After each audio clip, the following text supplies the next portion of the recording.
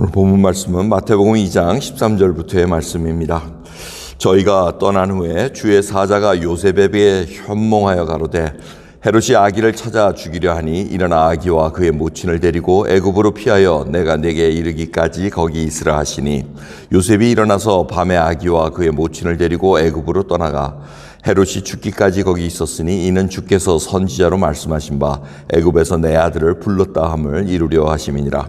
이에 헤롯이 박사들에게 속은 줄을 알고 심히 노하여 사람을 보내어 베들레헴과 그 모든 지경 안에 있는 사내 아이를 박사들에게 자세히 알아본 그때를 표준하여 2살부터 그 아래로 다 죽이니 이에 선지자 예레미야로 말씀하신 바 라마에서 슬퍼하는 크게 통곡하는 소리가 들리니 라헬이 그 자식을 위하여 애곡하는 것이라. 그가 자식이 없으므로 위로받기를 거절하였도다 함이 이루어졌느니라.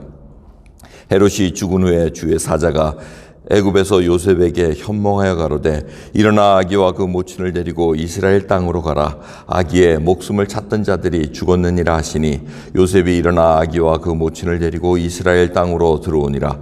그러나 아킬레오가 그 부친 헤롯을 이어 유대 임금됨을 듣고 거기로 가기를 무서워하더니 꿈에 지시하심을 받아 갈릴리 지방으로 떠나가 나사렛이란 동네에 와서 사니 이는 선지자로 하신 말씀에 나사렛 사람이라 칭하리라 하심을 이루려 함이로라. 아멘.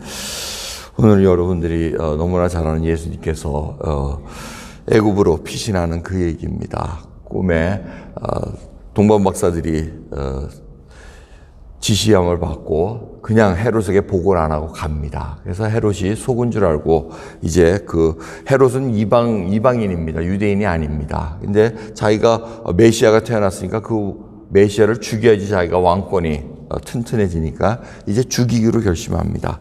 그런 생각을 아시고 하나님께서 요셉에게 또 꿈에 나타나서 일어나서 애굽으로 피신하라고 이렇게 얘기를 합니다.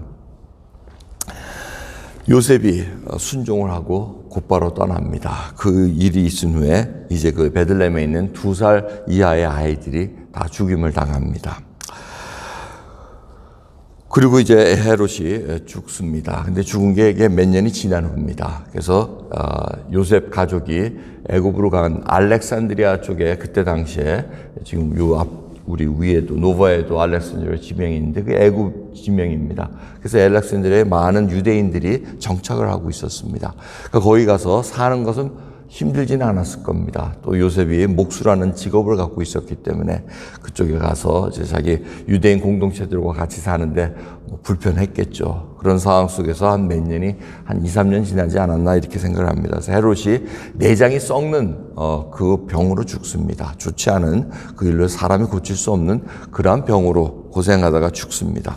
죽은 후에 이제 요셉에게 이제 하나님께서 꿈으로 또 지시를 합니다. 죽었으니 이제 올라가라. 그래서 당연히 이제 베들레헴 쪽으로 갔을 겁니다. 베들레헴에 가서 여기 메시아니까 이제 베들레헴 예루살렘 쪽에 그쪽 다윗의 자손으로 이제 키워야 되겠다는 생각으로 갔는데 이 헤롯의 아들 아킬레오라는 아들이 또 이렇게 등장을 합니다. 헤롯이 왕이 죽은 다음에 아들 3명한테 이렇게 나눠줍니다. 나라가 로마가 다 그렇게 어사인을 해줬는데 이 아킬레오라는 사람이 더 악독합니다. 그래서 이쪽 요셉이 갈 때는 이미 3,000명이라는 유대인들을 학살하는 그런 사건이 벌어집니다. 그러니까 이 요셉이 그걸 듣고 겁이 나버린 거죠. 혹시 또 자기 아이하고 자기네들이 다 죽는 게 아닌가 이제 무서워하니까 나사렛, 갈릴리 쪽으로 가라니까 나사렛으로 갑니다. 이 나사렛이라는 동네는 사실은 멸시, 경멸의 그러한 동네입니다. 근데 나사렛 자체, 이름 자체의 뜻은 새순, 이런 뜻이 있습니다. 그래서 성경을 읽어보시면 나사렛 사람, 이 하나님의 말씀이 이루어졌다 그래서 이사야서 11장 1절의 말씀이 이루어진 걸로 이렇게 표기가 되어 있습니다. 그래서 11장 1절을 보면 이새 줄기가 나서 이런 예언이 있습니다. 그래서 그 뜻이 바로 새싹과 새순 나는 그런 뜻과 이제 연결을 시켜서 나사렛 사람이 영해졌다 이렇게 얘기를 하고 있습니다. 자, 이 예수님께서 왜 나사렛까지 가서 이제 그러한 경멸의 도시, 모욕받는 그런 도시의 사람으로 이렇게 칭함을 받습니까? 철저하게 예수님은 경멸과 또 무시당하는 그러한 삶 속에서 시작됐다는 것을 알려주고 있습니다. 그게 바로 저희의 삶을 주님께서 동감하시고 이 모든 것을, 인간의 모든 것을 다 알고 느끼고 생각하시고 경험하시고 하셨다는 것을 알 수가 있습니다. 오늘 말씀을 보면 여러분들 이 신앙에 어떠한 관점을 가지고 신앙이 얼마나 하나님과 가까이 되고 하나님과 같이 사는가의 관점에 따라 이 본문 말씀 보는 눈이 틀려집니다. 많은 분들이 이 구절을 가지고 굉장히 씨름을 합니다. 그 얘기는 뭐냐면 하나님께서 어떻게 예수님 한 분 아기 살리려고 다른 아이들을 다 죽일 수 있느냐, 뭐 이런 식으로 보는 눈들도 있습니다. 그런데 이 눈으로 그렇게 봤다가는 자칫 잘못하다가 삐딱성을 띠게 돼 있습니다. 중요한 거는 악이 얼마나 팽배하고 악한 자들이 얼마나 물불 가리지 않고 자기의 목적을 이루려고 하는가. 우리가 그 악에 대해서 규정을 하고 있어야지, 이 하나님이 힘이 없으셔가지고 그것도 보호 못 하시나 보다, 뭐 이런 식으로 하나님을 폄하시키고 경멸하는 그런 믿음의 눈으로 가면 자라나질 못합니다. 하지만 신앙은 자라나게 돼 있습니다. 그런 과정을 겪어야지만 하나님에 대해서 의문도 가지고 하나님 질문을 하면서 하나님을 더 깊이 알아가야 됩니다. 그게 바로 저희들의 신앙의 과정입니다. 그냥 여러분들 덮어놓고 하나님 그런 분야 하고 넘어가고 막상 자기에게 어려움이 왔을 때 하나님을 제대로 보질 못합니다. 그리고는 과거에 가졌던 그 경험 가지고 하나님을 그냥 치부해버리고 자기가 교회를 믿음의 신앙을 떠난다던가 이런 이상한 행태로 나가게 돼 있습니다. 중요한 거는 이 요셉의 상황을 한번 보십시오. 메시아라는데 칼ペ길을 깔아주지 못할 망정 도망가라 그러고 저쪽에 힘들게 또 의문도 많이 가졌을 겁니다. 마리아하고 요셉의 그 과정을 보면은 얼마나 힘든 과정이었을까 우리가 이해를 합니다. 하지만 시간이 지나면서 하나님을 더 알아갑니다. 신뢰할 수 있는 분으로 점점 믿음이 자라나갔다는 것을 우리가 잊지 말아야 됩니다. 하나님께서 정말 다 알려주면 얼마나 좋습니까? 요셉하고 마리아한테 이런 일이 있을 테니까 이때 도망가야 되고 또 이때 이런 일이 있으니까 나사렛에 가서 살아야 되고 그리고 몇 년도 지나면은 십자가에 못 박히는 일이 생기니까 준비하고 있으라 하고 다 알려주면 얼마나 고맙게요. 여러분들 인생에 하나님께서 2021년도 3월 달에는 너희들이 이 바이러스에 걸릴 테니까 조심해라 하고 일일이 다 알려주면 얼마나 고맙게요. 그러면 좋을 것 같아요? 재미없죠. 아니면 안 그렇습니다. 근데 하나님은 딱 하루하루 살아갈 길, 예수 그리스도가 길이시기 때문에 그분만 의지하고 갈 수 있는 그 믿음의 길을 열어줍니다.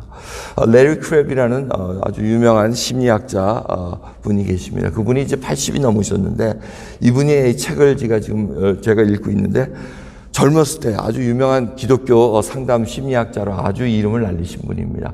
그분 젊었을 때 책을 보면은 아주 그냥 강해요. 아주 그냥 쫙쫙 나가는데 이분이 이제 80세가 넘으셔가지고 쓴 회고록을 이렇게 쭉 읽어보니까 자기의 믿음에 단계가 있었다는 겁니다. 페이스 1, 페이스 2, 페이스 3 이래가지고 이런 단계가 있었는데 페이스 1 때는 자기가 믿음 생활을 했으니까 하나님은 내가 기도하는 대로 들어주셔야 되고 내가 원하는 대로 선함을 이끌어 주셔야지 선한 하나님이라는 그 생각으로 살아있다가 대학에 가서는 믿음이 없는 사람들을 바라보면서 과연 내 믿음은 진실된 건가? 내가 만약 저런 환경에서 태어났다면 하나님을 모르는 가정에서 자라났다면 내가 과연 이 믿음이 진짜라고 믿을 수 있는가? 흔들리는 갈등들의 시간을 지나 얘기를 합니다.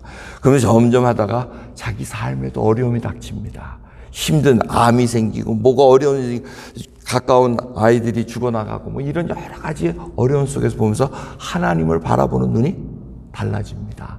어떠한 상황 속에서 하나님을 신뢰할 수 있는 분, 이분이 바로 나의 생명의 주관자이시고 나의 모든 것 된다는 것을 고백하는 흔들리지 않는 믿음으로 쓴 것을 자기가 이제는 바라보면서 과연 이 믿음의 페이스들이 각자의 심령들마다 각자의 상황마다 어떻게 달라지는가, 그것을 우려하면서 이렇게 쓰는 회고록을 읽고 있습니다. 여러분, 우리가 제가 읽으면서 생각해 봅니다. 여러분 한번 돌아보십시오. 10년 전과의 믿음의 하나님을 바라보는 눈과 지금 내가 바라보는 눈 어떻습니까? 정말 하나님을 신뢰할 수 있는 눈 보는 눈으로 보십니까? 아니면 오늘 말씀을 보고서도 그래 하나님은 무력하신 분이야, 아주 그냥 이기적인 분이야, 이런 식으로 해석을 한다면 문제가 심각하다는 얘기입니다. 하나님은 어떤 분이신가? 하나님을 내가 신뢰하면서 어떠한 상황이 닥쳐도 내가 주님만을 사랑합니다. 주님만을 믿고 내가 나갑니다. 나에게 고난이 오고 말씀대로 순종해서 내가 해를 받을지라도 하나님 나의 하나님이십니다. 라는 그 고백으로 살아가야 되는 그 믿음의 고백이 있기를 간절히 소원하는 하루 되기를 소원합니다. 기도하겠습니다. 하나님 감사합니다. 오늘도 새벽길을 가르고 나왔습니다. 저희들이 바라는 거 원하는 데 받으면 얼마나 좋겠습니까? 하지만 주님, 그것이 하나님의 뜻 안에서 이루어져야 될 것을 저희들이 알기에 주의 뜻이 이루어지길 소원하고 나는 쇠해야 되고 주님은 흥해야 되겠다는 그 고백이 오늘도 이루어지게 해주시옵소서. 그래야 저희들이 흔들리지 않는 믿음, 어떠한 상황 속에서도 주님만을 신뢰할 수 있는 그런 믿음의 사람으로 쓸 수 있도록 은혜 베풀어 주옵소서. 감사드리며 우리 예수 그리스도의 이름으로 기도드리옵나이다. 아멘.